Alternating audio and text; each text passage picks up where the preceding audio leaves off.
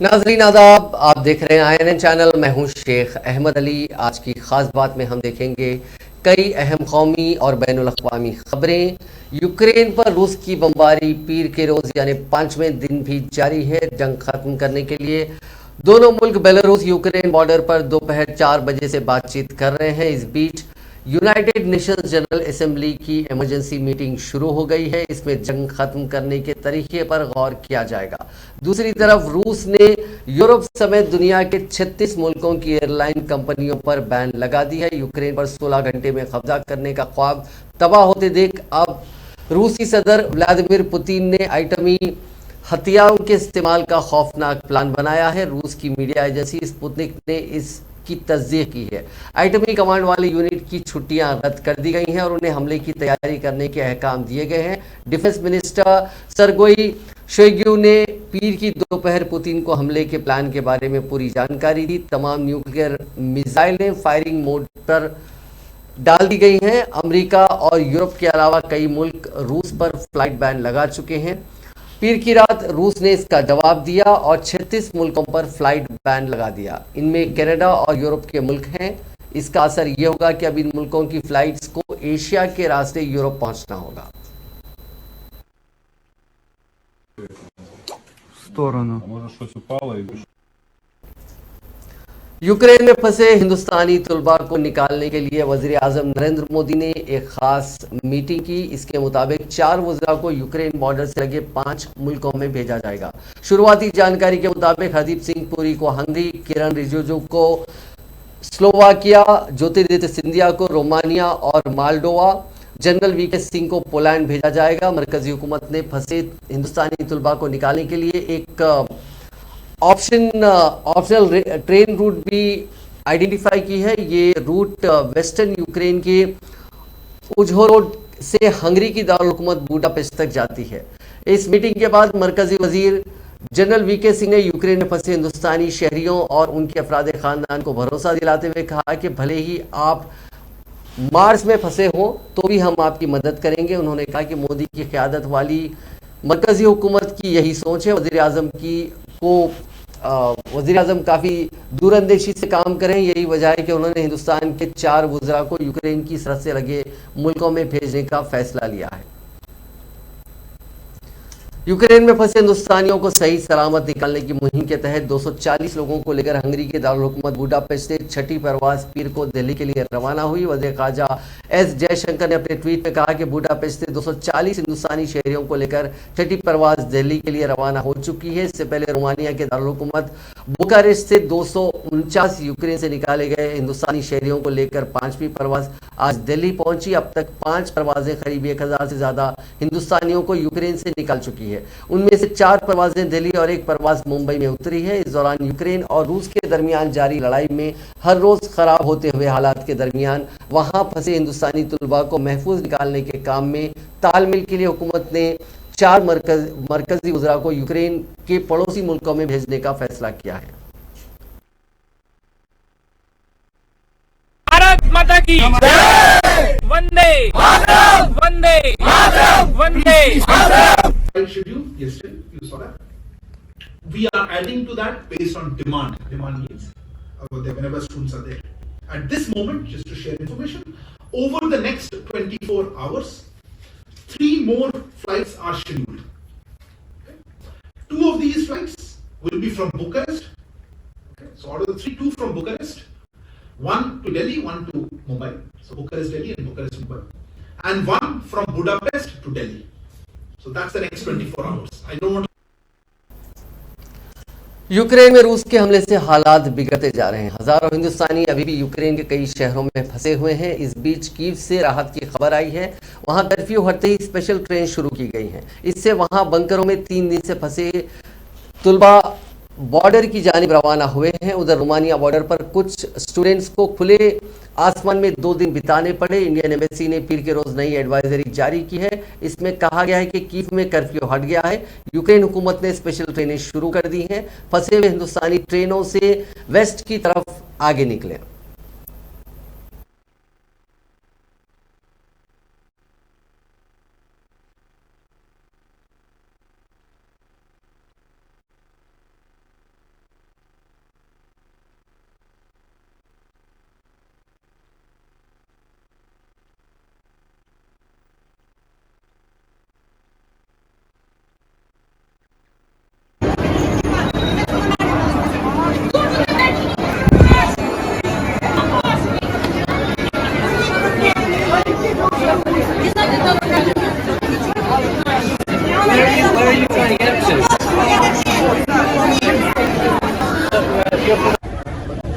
जैसा आप देख सकते हैं हम सभी जितने भी स्टूडेंट्स पीछे फंस रखे हैं सारे टर्नोबिल के हैं और जैसे कि हम 3 दिन से फंस रखे हैं और -5 डिग्री का टेम्परेचर हो रखा है और यहाँ कोई शेल्टर और फूड प्रोवाइडेड नहीं है। वहाँ के जो कैफेज हैं ये भी हमारे लिए बंद कर दिया गया है और जैसे कि बोला जा रहा है कि एम्बेसी इवैक्यूएट कर रही है, हमें कोई इवैक्यूएशन नहीं हो रहा है। यहाँ पे कुछ सेलेक्टेड जो कॉलेजेस है उनको उनके एजेंट्स आके हेल्प कर रही है अंदर जाने के लिए और हमारे भी कॉलेज से कोई एजेंट्स वगैरह नहीं आए हैं और हम यहाँ अभी भी फंस रखे हैं ठंड में और यहाँ देख लीजिए आप हालत सब स्टूडेंट्स ऐसे ही हैं और यहाँ पे कोई टॉयलेट है और ना टॉयलेट की फैसिलिटी है, ना सोने की, कोई घास में सो रहा है, कोई रेस्टोरेंट के अंदर फ्लोर में सो रहा है। कांग्रेस के साबिक सदर राहुल गांधी और उत्तर प्रदेश की इंचार्ज और party general secretary Priyanka Gandhi Vadra ने हुकूमत पर जोर दिया कि वो यूक्रेन में फंसे हिंदुस्तानी तुलबा को वापस लाने के लिए अपने मंसूबे को फौरी तौर पर मुतासिरा स्टूडेंट्स और उनके अहले खाना के साथ शेयर करें। राहुल गांधी ने ट्वीट किया कि यूक्रेन में जारी तशद्दुद से 2-4 हिंदुस्तानी तुलबा और उनके कुंबे के मेंबरों से मेरी हमदर्दी है जिन्होंने ये वीडियोस देखे हैं। किसी भी वालिदैन को इस किस्म की अजियत से नहीं गुजरना चाहिए। हिंदुस्तान की हुकूमत को फंसे हुए लोगों को निकालने के अपने मंसूबों को फौरी तौर पर शेयर करें। हम अपने प्यारों को इस तरह नहीं तोड़ सकते। उन्होंने यूक्रेन में फंसे तालिब इल्मों की एक वीडियो भी जारी की जिसमें मुश्तइल तुलबा को हरासा किया जा रहा है और यूक्रेन से बाहर निकलने के लिए वो भाग रहे हैं। प्रियंका गांधी वाड्रा ने भी एक ट्वीट किया जिसमें उन्होंने कहा कि नरेंद्र मोदी जी और डॉक्टर एस जयशंकर जी यूक्रेन से आने वाले हिंदुस्तानी तुलबा के वीडियोस बहुत ही परेशान कुन और दिलो दिमाग को झिंझोड़ने वाले हैं। इन बच्चों को हिंदुस्तान वापस लाने के लिए जो कुछ भी करना पड़े खुदा के वास्ते वो करें। पूरा मुल्क उन तुलबा और तालिबात के साथ है।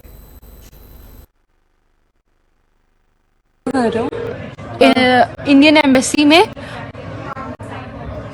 ये इनका नाम दिखा देते हैं आपको, Vikram Kumar. We are calling them and he is continuously rejecting our calls, जबकि हम लोगों ने इनको रोमानियन बॉर्डर की वीडियोस भेजी हैं जहाँ पे लड़कियों को बेरहमी से मारा जा रहा है और इन्होंने अभी दोपहर में ही हम लोगों को बोला है कि कीव के बच्चे जितने भी निकल पा रहे हैं ट्रेन से निकल जाएं बॉर्डर्स पे। इस हालात में हम लोगों को गाइडेंस देने के बजाय ये लोग हमारे कॉल्स कट कर रहे हैं and they are completely ignoring us. सारी कंट्रीज की सारी गवर्नमेंट्स ने उन लोगों को निकाल लिया है but Indian government is doing nothing for us. They are saying they are evacuating the Indian citizens from border. The border is 800 kilometers from our current location. How are we as a student supposed to reach those borders? आप जितने भी parents हैं, जितने भी लोग हैं India के, हम लोगों को सुन रहे हैं, हम लोगों को देख रहे हैं, आप प्लीज इंडिया मीडिया की न्यूज खबरों को मत बिलीव कीजिए कि वो लोग हमें यहाँ पे मदद दे रहे हैं। इंडियन गवर्नमेंट हमारी कोई मदद नहीं कर रही है। आप लोग प्रोटेस्ट करना चालू करिए, इंडिया पे प्रेशर डालिए गवर्नमेंट पे, तभी हम 20 से 30 हजार बच्चे जितने भी यहाँ पे स्टक हैं Indian medicine students, foreign medicine students, वो निकल पाएंगे। थैंक यू, जय हिंद। रूस और यूक्रेन के दरमियान जबरदस्त जंग जारी है। एक जानिब जहां रूसी फौजें यूक्रेन की दारुल हुकूमत कैफ से चंद किलोमीटर के फासले पर हैं, वहीं यूक्रेन अपनी ताकत से रूसी हमलों को जवाब दे रहा है। ऐसे में पूरी दुनिया इस जंग के बंद होने के हक में है। इसी वजह से अक़वाम मुत्तहिदा की सलामती काउंसिल ने रूस के यूक्रेन पर हमले पर बहस करने के लिए एक गैर मामूली इक़दाम में जनरल असम्बली का खुसूसी हंगामी इजलास तलब करने के लिए वोटिंग की, जो रूस की मुखालिफत के बावजूद मंजूर हो गई। वाज़ेह है कि इस वोटिंग में जहां 11 अरकान ने खुसूसी इजलास के हक में अपनी राय दी, वहीं रूस ने इसके खिलाफ अपनी राय दी, जबकि हिंदुस्तान, चीन और मुत्तहिदा अरब अमारात ने इस वोटिंग में हिस्सा नहीं लिया। यह इजलास आज बुलवाया गया है जिसमें 193 मेंबर ममालिक को रूसी हमले पर अपनी राय देने की इजाज़त दी जाएगी। रूस ने इस इजलास की मुखालिफत की थी, लेकिन इस इजलास को तलब करने के लिए अक़वाम मुत्तहिदा की एक ख़ास करारदाद का इस्तेमाल किया गया जिसके तहत रूस उसे वीटो नहीं कर सकता था।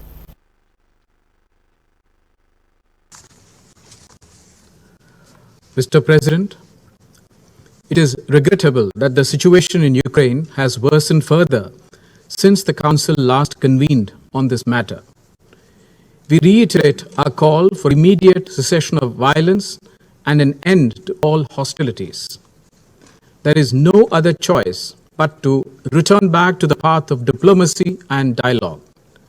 Our Prime Minister has advocated this strongly in his recent conversations with the leadership of the Russian Federation and Ukraine.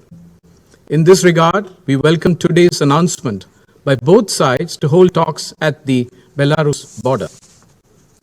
The global order is anchored on international law, UN Charter, and respect for territorial integrity and sovereignty of all states. We are all agreed on these principles. We continue to be deeply concerned about the safety and security of Indian nationals, including a large number of Indian students who are still stranded in Ukraine. Our evacuation efforts have been adversely impacted by the complex and uncertain situation at the border crossings. It is important to maintain an uninterrupted and predictable movement of people. It is an urgent humanitarian. यूरोपीय union ने रूस पर नई शदीद पाबंदियों का ऐलान किया है। उन पाबंदियों का ऐलान यूरोपीय कमीशन की सदर अर्सुला वॉन्डरलेन ने आज ब्रुसेल्स में किया। नई पाबंदियों के तहत रूस के लिए तमाम यूरोपीय एयर स्पेस बंद कर दी गई है। अब रूस से ताल्लुक रखने वाला कोई भी जहाज ना यूरोप में आ सकेगा और ना यहां से परवास कर सकेगा। उसमें हर तरह की चार्टर्ड फ्लाइट भी शामिल होंगी। यूरोपीय यूनियन ने यह भी ऐलान किया कि यूरोप तारीख में पहली मर्तबा एक अंडर अटैक किसी मुल्क को लड़ने के लिए असला खरीद कर भी देगा। इसके साथ ही रूस से ताल्लुक रखने वाले मीडिया को भी यूरोप में फौरी तौर पर बंद कर दिया गया। यूरोपीय कमीशन के मुताबिक उसकी बुनियादी वजह रूस के झूठ को आवाम तक पहुंचने से बचाना है। यूरोपीय यूनियन ने कहा कि हम ऐसे टूल भी तैयार कर रहे हैं जो मुस्तकबिल में रूसी डिसइंफॉर्मेशन को यूरोप में फैलने से रोकने के लिए काम आएगा। इसके अलावा यूरोप के तमाम बैंकों में मौजूद रूसी सरमायाकारों के तमाम असासों पर भी पाबंदी आयद कर दी जाएगी। यूरोपियन कमीशन ने इसके साथ ये ऐलान भी किया कि रूस के अलावा इसकी मौक़िफ़ की तायद करने पर बेलारूस को भी सख्त तरीन पाबंदियों का सामना करना होगा। Dying of fear for their lives. We condemn this barbaric attack and the cynical arguments to justify it. It is President Putin who is bringing war back to Europe. And in these dark hours, the European Union and its people stand by Ukraine and its people. We are facing an unprecedented act of aggression by the Russian leadership against a sovereign, independent country. Russia's target is not only Donbass. The target is not only Ukraine. Has attacked a neighbor country and is threatening reprisals of any other states that may come to its rescue. This is not only the greatest violation of international law, it's a violation of the basic principles of human coexistence. It's costing many lives with unknown consequences ahead of us.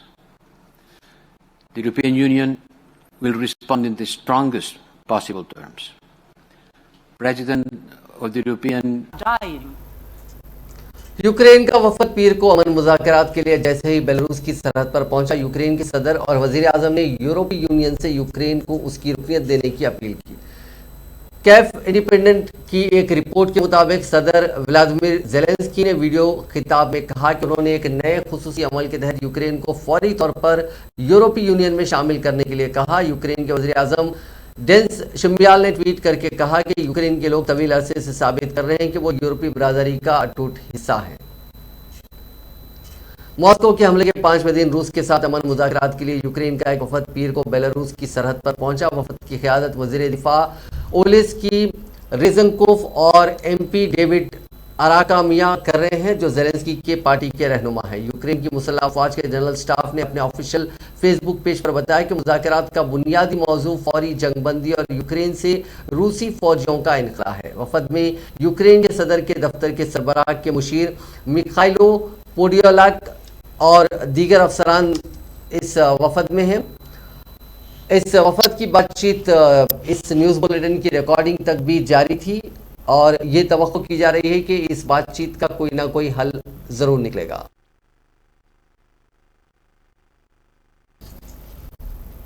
आलमी इदारे सेहत यानी world health organisation का कहना है कि रूसी हमले के सबब यूक्रेन में मेडिकल ऑक्सीजन की फराहमी रखना अंदाज हो गई है, जिससे वहां मेडिकल की ज़बरदस्त किल्लत हो गई है। WHO के मुताबिक बची ऑक्सीजन आइंदा 24 घंटे में ख़त्म हो सकती है। कोरोना इन्फेक्शन के सबब संगीन तौर से बीमार मरीजों और हामिलात, तवील बीमारी और दीगर बीमारियों, संगीन चोट या तनाव से पैदा होने वाले सेहत से मुतालिक मसाइल में भी मेडिकल ऑक्सीजन की जरूरत होती है। WHO के मुताबिक यूक्रेन में तकरीबन 1700 लोग कोरोना इन्फेक्शन के सबब अस्पताल में दाखिल हैं। WHO का कहना है कि रूस के हमले के सबब प्लांट से मुल्क भर में मेडिकल ऑक्सीजन को लेकर जाने वाले ट्रकों की आमद-ओ-रफ्त रुक गई है। WHO के डायरेक्टर जनरल टेड्रोस गैब्रियोसिस और यूरोप के इलाकाई डायरेक्टर डॉक्टर हैंस हेनरी पीकलग ने मुश्तरका बयान में कहा कि यूक्रेन में मेडिकल ऑक्सीजन की फराहमी की हालत बहुत ही संगीन है। यूक्रेन के बेशतर अस्पतालों में अगले 24 घंटों में मेडिकल ऑक्सीजन खत्म हो सकती है। कई अस्पताल में मेडिकल ऑक्सीजन खत्म भी हो चुकी है, जिससे हजारों लोगों की जान खतरे में है। WHO ने साथ ही बताया कि यूक्रेन में कई मेडिकल ऑक्सीजन जनरेटर मैन्युफैक्चरर्स को जियोलाइट की कमी से नबरद आजमा होना पड़ रहा है। जियोलाइट को दरामद किया जाता है और महफूज मेडिकल ऑक्सीजन प्रोडक्शन के लिए जरूरी है। मुश्तरका बयान में कहा गया कि जरूरतमंदों तक इमरजेंसी मेडिकल फराहमी का महफूज पहुंचना जरूरी है। WHO ऑक्सीजन से मुतालिक मेडिकल इक्विपमेंट्स और दीगर इमरजेंसी मेडिकल सामानों की फराहमी को पोलैंड के रास्ते यूक्रेन में पहुंचाने के लिए कोशिश कर रहा है। दुनिया का सबसे लंबा cargo plane Antonov AN-225 Ukraine में रूसी हमले के दौरान बर्बाद हो गया। ये प्लेन यूक्रेन की दारुल-हुकूमत कीव के पास एक एयरफील्ड में पार्क किया गया था। यूक्रेनी ओहदेदारों का कहना है कि इसकी मरम्मत वो करवाएंगे। इस बड़े प्लेन का नाम मिरिया है, जिसका यूक्रेनी जबान में मतलब होता है सपना। यूक्रेन के वजीर खारजा दिमित्रो कुलेबा ने ट्विटर पर लिखा कि रूस ने भले ही हमारे मिरिया को तबाह कर दिया है, लेकिन वो कभी भी मजबूत, आज़ाद और डेमोक्रेटिक नेशन के हमारे ख्वाब को नहीं तोड़ पाएंगे। हम जरूर जीतेंगे। रूस की यूक्रेन के खिलाफ जारहियत से नाला फुटबॉल की आलमी तंजीम फीफा ने भी बैनुल-अक़वामी मैचेस में रूसी परचम और तराने के इस्तेमाल पर पाबंदी आयद कर दी है। बरतानवी खबरसां एजेंसी के मुताबिक इतवार के रोज फीफा की गवर्निंग बॉडी ने रूस के यूक्रेन पर हमले के बाद मुतअद्दिद पाबंदियों का ऐलान करते हुए कहा कि रूस में कोई भी बैनुल-अक़वामी फुटबॉल मैच नहीं खेला जाएगा। एजेंसी के मुताबिक फीफा ने अपने बयान में कहा कि रूस की कौमी फुटबॉल टीम रूस के बजाय फुटबॉल यूनियन ऑफ रूस के तौर पर मैचेस खेलेगी, जबकि ये मैचेस शायकीन के बगैर न्यूट्रल मकाम पर खेले जाएंगे। इसके अलावा उन मैचेस में रूसी परचम और तराने के इस्तेमाल पर पाबंदी आयद होगी। दूसरी जानिब जमहूरिया चेक, पोलैंड और स्वीडन पहले ही ऐलान कर चुके हैं कि उनकी कौमी फुटबॉल टीम अगले माह रूस के खिलाफ वर्ल्ड कप क्वालिफायर मैचेस नहीं खेलेगी। इसके अलावा फीफा ने रूस की तरफ से यूक्रेन पर हमले में ताकत के इस्तेमाल की मजम्मत भी की है। अब देखते हैं कुछ और खबरें। मुल्क की मईशत तीसरी तिमाही में 5.4% की शरह से बढ़ी है, तमाम अंदाजों से कम रही है। हालांकि चौथी तिमाही में कच्चे तेल की कीमतों में बढ़त और यूक्रेन रशिया के टकराव का असर दिख सकता है। अक्टूबर-दिसंबर 2020 में जीडीपी ग्रोथ 0.4% रही थी। NSO की जानिब से जारी आंकड़ों में कहा गया है कि अक्टूबर से दिसंबर के बीच जीडीपी ग्रोथ 5.4% रही। इससे पहले दूसरी तिमाही में इसमें 8.4% की बढ़त देखी गई थी। उधर अप्रैल 2021 से जनवरी 2022 के 9 महीनों में हुकूमत को टैक्स से 15,47,000 करोड़ रुपए मिले, जबकि 28,09,000 करोड़ रुपए इसी दौरान खर्च हुए। 8 अहम इंडस्ट्रीज की ग्रोथ की बात करें तो अप्रैल से जनवरी के दौरान 11.6% ये बढ़ी है, जो एक साल पहले इसी दौरान 8.6% की गिरावट में थी। सिर्फ जनवरी की बात करें तो इसमें 3.7% की बढ़त दिखी है, जो दिसंबर 2021 में 4.1% थी। रिजर्व बैंक ऑफ इंडिया ने 2022-23 में जीडीपी की तरक्की की शरह का अंदाजा 7.8% लगाया था। ये 2021-22 के 9.2% की उम्मीद के मुकाबले में काफ़ी कम था। SBI की रिपोर्ट में कहा गया था कि मुल्क की जीडीपी तीसरी तिमाही में 5.8% की शरह से बढ़ सकती है। अमूल ने मुल्क भर में अपने दूध की कीमतों में 2 रुपए फी लीटर का इजाफा करने का फैसला किया। बढ़ी हुई कीमतें कल यानी 1 मार्च से लागू होंगी। कंपनी के मुताबिक इस बढ़ोतरी के बाद अहमदाबाद और सौराष्ट्र के मार्केट में अमूल गोल्ड दूध की कीमत 60 रुपए फी लीटर, अमूल ताज़ा दूध 48 रुपए फी लीटर और अमूल शक्ति 54 रुपए फी लीटर मिलेगा। मणिपुर में असेंबली इंतखाबात के पहले मरहले की पोलिंग पीर को सख्त सिक्योरिटी के दरमियान पुरअमन तरीके से मुकम्मल हुई। हालांकि कुछ पोलिंग बूथ पर इक्का दुक्का वाक़यात हुए, जहां पर बीजेपी और कांग्रेस के कारकुनों के बीच तसादुम देखा गया। एक दूसरे पर उन्होंने बूथ कैप्चरिंग का इल्जाम लगाया। अफसरान ने बताया कि पहले मरहले की पोलिंग सुबह 7 बजे से शाम 4 बजे तक मुनक्किद हुई। मणिपुर में जुमला 60 असेंबली सीटें और आज पहले मरहले में 38 सीटों पर पोलिंग हुई।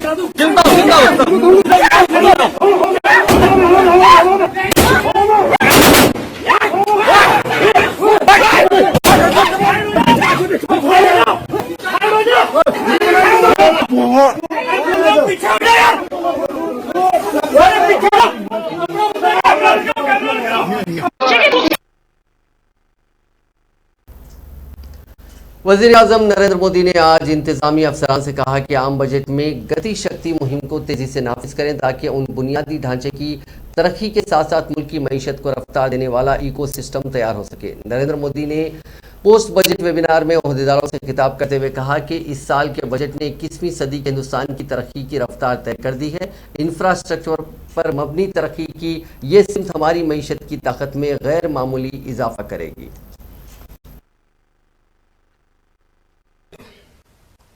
देश के प्राइवेट सेक्टर से कहूंगा कि सरकार के साथ कदम से कदम मिलाकर निवेश करें और देश के विकास में अपना गौरवशाली योगदान दें।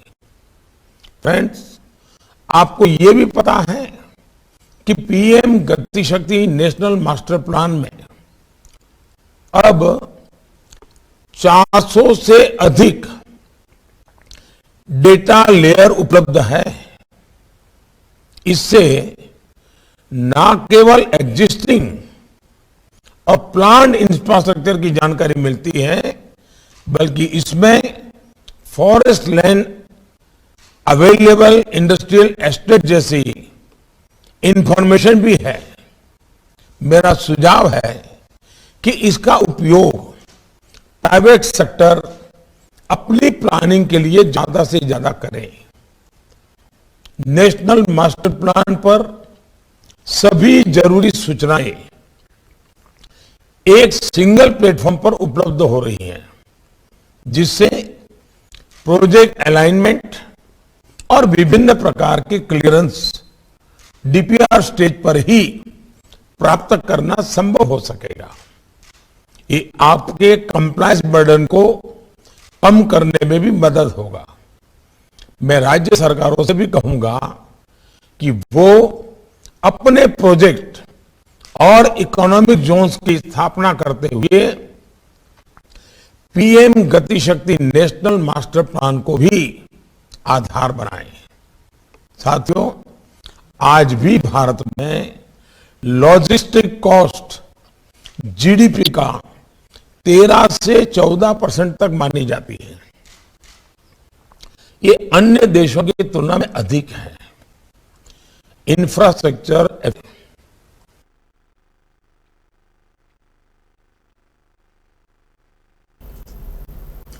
अब नजर डालते हैं कोरोना के आंकड़ों पर। पिछले 24 घंटों में दुनिया भर में कोरोना के 11,477 नए मामले दर्ज किए गए। इसी दौरान 4,447 अफराद ने अपनी जान गंवाई। इस इजाफे के बाद दुनिया भर में कोरोना के मजबूई केसेस की तादाद 43,64,525 हो गई, जबकि अमवात की तादाद बढ़कर 59,70,270 हो गई। दुनिया भर में फिलहाल 6,33,39,37 अफराद का इलाज जारी है।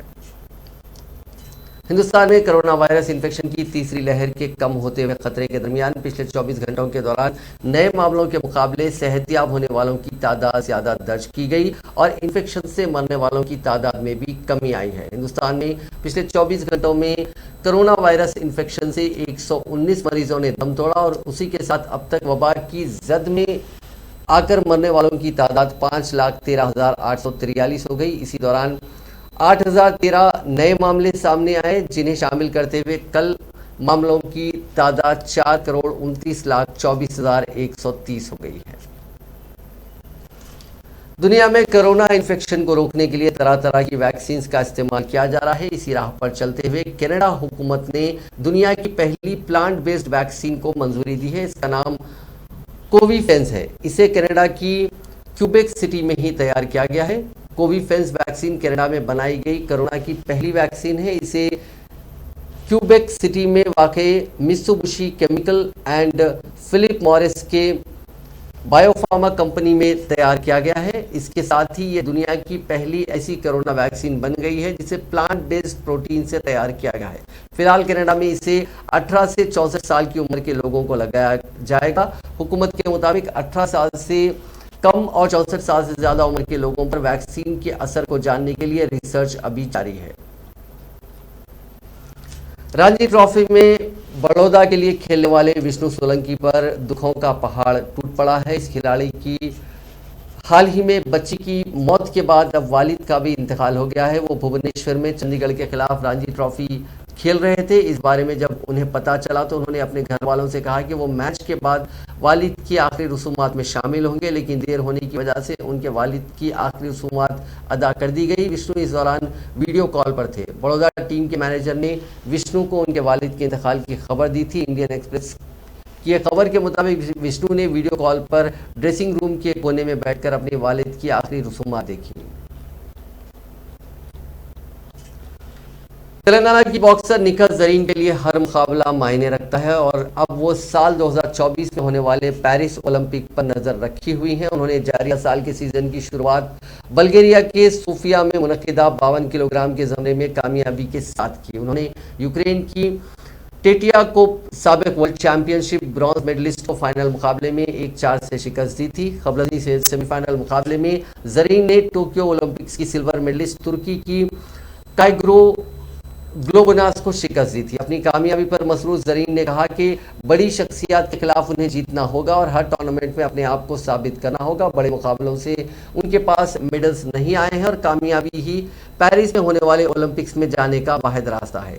25 साल निखत जरीन 2019 में एशियाई चैंपियनशिप में मेडल हासिल कर चुकी हैं। ताहम टोक्यो के क्वालिफाइंग मुकाबले में वो मैरी कॉम से शिकस्त खा गई थी। वो कहती हैं कि वो मैरी कॉम से हुई शिकस्त के बाद मुस्बित और पेरिस पर तवज्जो मरकूज किए हुए हैं। अब एक दिलचस्प खबर, पाकिस्तानी शहर कोहोटा की एक जिले अदालत में उस वक्त सब हैरत से दंग रह गए जब एक कुत्ते को अदालत के कटघरे में लाया गया। इस कुत्ते पर इल्जाम था कि उसे जंगल में शिकार की गर्ज से लाया गया था। शिकारी जंगल में गैर कानूनी शिकार की गर्ज से पहुंचे, लेकिन जब वहां सिक्योरिटी गार्ड्स की जानिब से छापा मारा गया तो वो खुद तो फरार हो गए, लेकिन अपना शिकारी कुत्ता छोड़ गए। महकमे जंगली हयात के फॉरेस्ट गार्ड अदनान बशीर ने एक मीडिया हाउस से बात करते हुए बताया कि कुत्ता 26 नवंबर 2021 को कब्जे में लिया गया था। शिकारी तस्लीम कामरान मौके से फरार हो गया था, जबकि उसके पास से असलहे का लाइसेंस भी नहीं था। गार्ड ने बताया कि कुत्ते का असल मालिक सरदार शब्बीर नामी शख्स था, जिससे शिकारी तस्लीम ने कुत्ता लिया था। चालान शिकारी कुत्ते पर दर्ज किया गया, जबकि शिकारी तस्लीम कामरान के खिलाफ मुकदमा दर्ज करवाया गया। अदालत ने इस केस का फैसला सुनाते हुए कुत्ते की नीलामी का हुक्म दिया, जिसके बाद 22,000 रुपए में जावेद नामी शहरी ने यह कुत्ता खरीद लिया। नाजरीन, आज की खास बात में बस इतना ही। आपसे कल मुलाकात होगी नई खबरों के साथ, नए एनालिसिस के साथ। फिलहाल दीजिए इजाजत। खुदा हाफिज।